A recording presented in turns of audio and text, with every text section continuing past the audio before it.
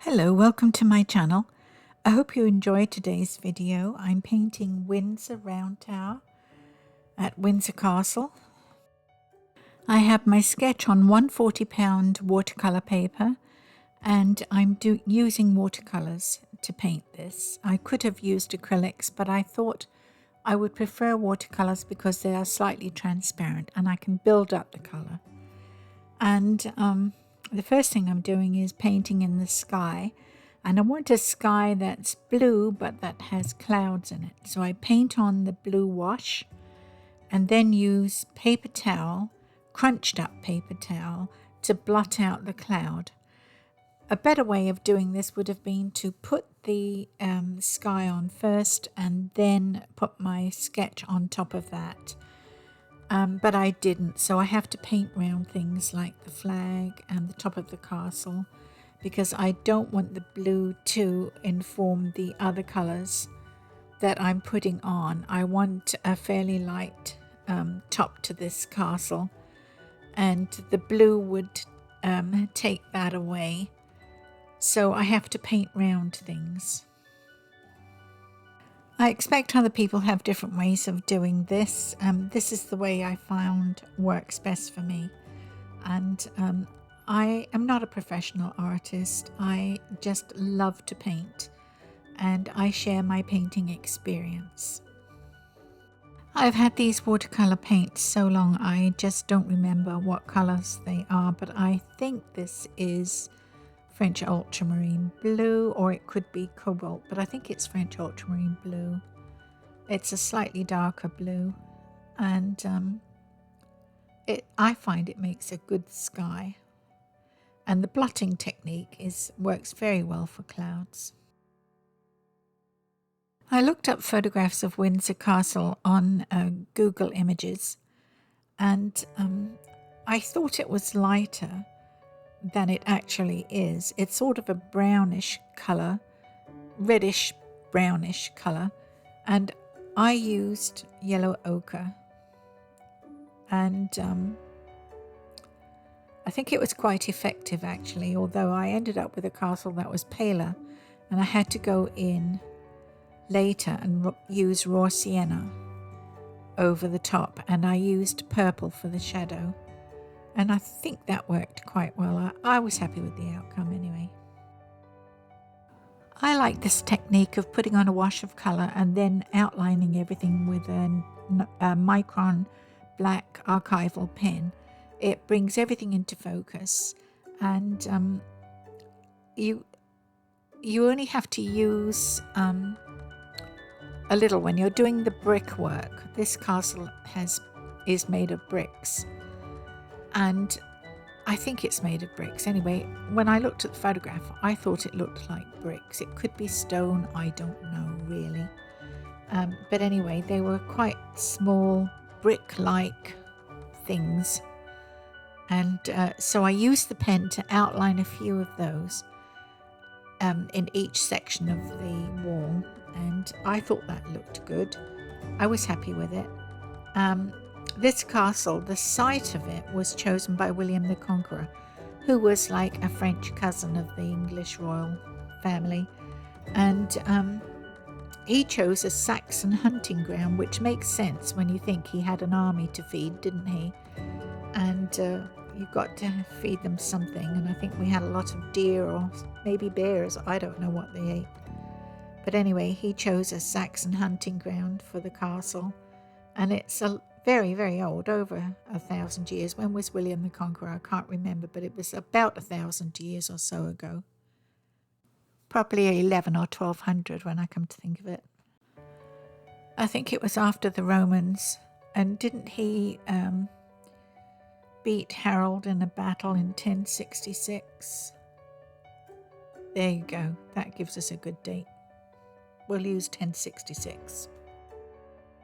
Watercolour takes a lot of water, and I like to get rid of all those hard lines by just brushing more water onto them and scrubbing them out. That's the way I do it. It may not be the right way, but it works for me. And I really wish I had done the sky first and then put my sketch on top of it. I think it would have been easier, but this is okay. This is working, just not the easiest. The castle round tower is built on a slight hill, and it has shrubbery or trees around the base of it, and there aren't as many poplar trees as I've put in. I just like them. I think they look nice, and they're nice. They're a fun shape to paint, and so I've put in more of those. And my trees are not the same as the trees in the photograph. I just like to put in what I like to see, and it's not always what's actually there. So you have to take my paintings with a pinch of salt. I have a purple colour on my palette. I have no idea what it is, and I use that for the underside of the clouds, the shadow side of the clouds. I usually make a purple out of French ultramarine blue and alizarin crimson. That makes a nice dark colour. But this purple was sitting on the tray, and it looked good enough, so that's what I'm using. And I use plenty of water around the edges so that it's kind of fuzzy around the edges.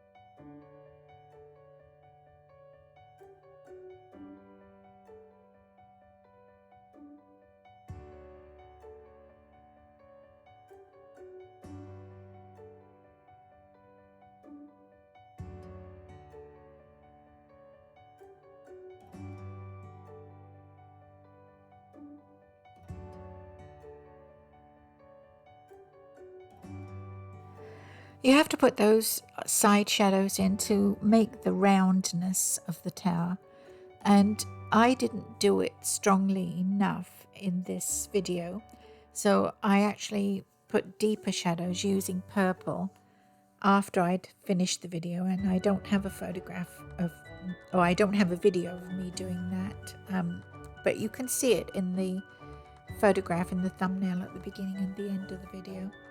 I just used the purple that was on my palette for the shadow, and I deepened the colour of the facade with raw sienna, because when I looked again at the photograph of the castle, I could see it had sort of brown red tones to it. There was some yellow in there, but it was also the brown and the red. And it was the brickwork is kind of uneven in colour, and I couldn't really achieve that in great detail, but I think the end result was quite good of my painting. I think Queen Elizabeth used Buckingham Palace as her weekday home and office, and I think on the weekends she escaped to Windsor Castle, and I think for longer vacations they went to Sandringham, and I think at Christmas they went to Balmoral in Scotland. But I think one of her favourites was Windsor Castle. I have been there myself, and it is a beautiful place. And I remember they had a Victorian dollhouse somewhere in there that was absolutely magnificent, extremely detailed. I went on a school trip that time, so it was a very, very long time ago. I like this technique of putting the paint on and then going over it with a black pen. I choose a very fine one. It's a number 3. The series was, how many pens are they? 3, 6, 9, 12 pens in the ones I bought. And they're non-toxic, water-resistant, quick-drying and smooth. And they are graded from a very fine to a much thicker one, and I used a number 3, which was quite a fine pen, to go over afterwards, and I feel that it brings the drawing into focus and gives it a little more body. I really love working with them. I don't make a lot of fuss over trees. I just put on a mid-tone highlight and shadow, and I do it by sort of dotting it on. I do the mid-tone first, and the highlight is really the paper or very pale green or yellow or whatever color the tree is. And for my shadow, I usually put a blue in for the green trees and a darker tone of whatever other color the tree is. If it's a blossom tree, saying it's pink, I would put a darker pink in for the shadow. And that gives me an effective look. It's not necessarily very photorealist. I don't do photorealism, so and it's not highly detailed. I don't do very detailed work either. But it gives an impression, let's put it that way. Well, I wouldn't describe myself as an impressionist, I would say I was an expressionist. But it ends up with something that I find satisfying anyway. I like the look of my painting. I like them not to be too detailed or exhausting to look at. Maybe that's the way I should say it. You know how some paintings, they've got so much detail in them, you get tired just looking at them. I try and keep mine as simple as possible, but give you enough information to make it interesting. I'm not putting a lot of detail in the foreground in this painting.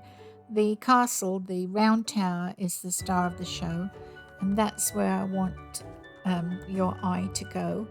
I like the clouds in the sky and the tops of the poplar trees. I think they're all interesting to look at, and I don't need to do a lot in the foreground.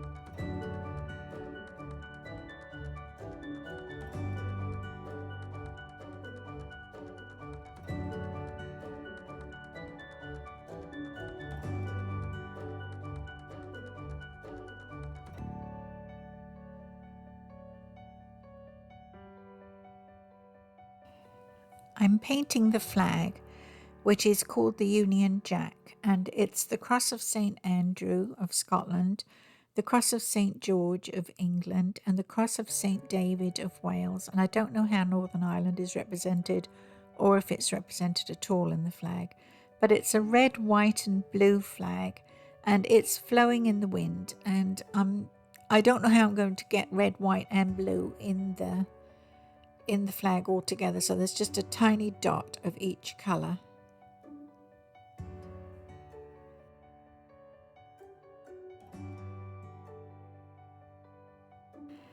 Well, the flag didn't end up too bad, and you can see that the pin has pulled it together a little more. I really like that effect. I hope you enjoyed the video. Please like, share and subscribe if you can find time to do that. That helps my channel grow, and I'd very much appreciate it. Thank you for watching, and I'll see you next time.